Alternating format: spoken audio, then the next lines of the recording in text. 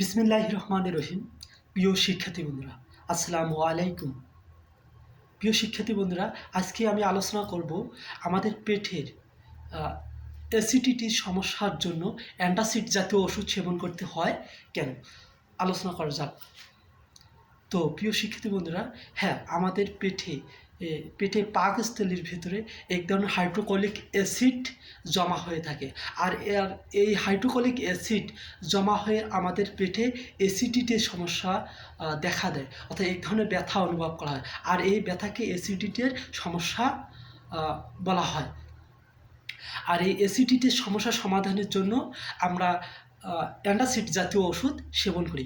আসলে এই অ্যান্টাসিড জাতীয় ওষুধের মধ্যে এমন কী উপাদান রয়েছে যেটা আমাদের এই ব্যথাকে প্রশমিত করে, চলুন জানা যাক। আসলে এই অ্যান্টাসিড জাতীয় ওষুধের মধ্যে অ্যালুমিনিয়াম হাইড্রোক্সাইড উপাদান এবং ম্যাগনেসিয়াম হাইড্রোক্সাইড উপাদান রয়েছে। আর এই উপাদানগুলো আমাদের পাকস্থলীতে যেয়ে পেটের অ্যাসিডির সমস্যার সাথে বিক্রিয়া করে ব্যথাকে প্রশমিত করে, অর্থাৎ ব্যথাকে নিরাময় করে।